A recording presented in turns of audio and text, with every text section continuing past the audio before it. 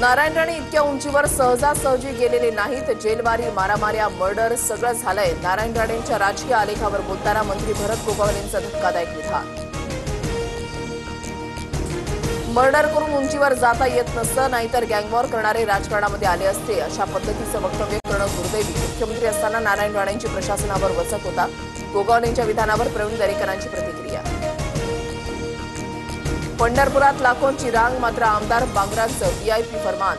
माझ्या 21 कार्यकर्त्यांना व्हीआयपी दर्शन द्या, मंदिर समितीला पत्र. आमदार संतोष बांगरांच्या पत्रानं वारकऱ्यांमध्ये तीव्र संताप. मुख्यमंत्र्यांकडून व्हीआयपी दर्शन बंदच्या सूचना, पण आमदार ऐकेनात. पहिलीपासून हिंदी सक्तीकरणाला उपमुख्यमंत्री अजित पवारांचा विरोध. पहिलीपासून हिंदी सक्तीची असावी या मताचे आम्ही नाहीच. तिसऱ्या भाषेचा 5वीपासून विचार करावा. उपमुख्यमंत्री अजित पवारांची प्रतिक्रिया. मराठीचा मुद्दा युतीसाठी नांदी ठरू शकतो. पालिका निवडणुकीमध्ये ठाकरे बंधू एकत्र येतील का, यावर चर्चा सुरू. खासदार संजय राऊतांचं मोठं वक्तव्य. मराठीसाठी एकत्र व्हा. शिवसेना भवन परिसरामध्ये मनसे आणि शिवसेना ठाकरे गटामार्फत बॅनरबाजी.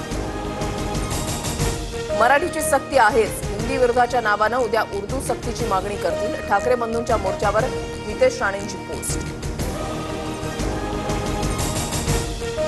11वीची पहिली गुणवत्ता यादी जाहीर. शिक्षण संचालनालयाकडून परिपत्रक जारी. आदित्य ठाकरेंनी 11वीची गुणवत्ता यादी जाहीर न झाल्यास आंदोलन करण्याचा इशारा दिला होता. अमरावतीमध्ये पोलीस अधिकाऱ्याची हत्या. दुचाकीवरील पोलीस अधिकाऱ्याला कारनं उडवल्यानं अधिकाऱ्यावर शस्त्रानं वार करत हत्या. हत्येनंतर 5 ते 6 हल्लेखोर फरार. एका संशयित आरोपीला अटक. परभणीच्या बोरीमध्ये 2 तलवारींसह एक आरोपी पोलिसांच्या ताब्यात. रात्री उशिरा गुन्हा दाखल. कोकण गोव्यासह घाटमाथ्याला पुढील 3 दिवस ऑरेंज अलर्ट. पुण्यातील घाटमाथ्यावर पुढील 3 दिवस मुसळधार पावसाचा इशारा. पंतप्रधान मोदी 2 जुलैपासून 5 देशांच्या दौऱ्यावर. ब्राझीलमधील ब्रिक्स परिषदेमध्ये सहभागी होणार.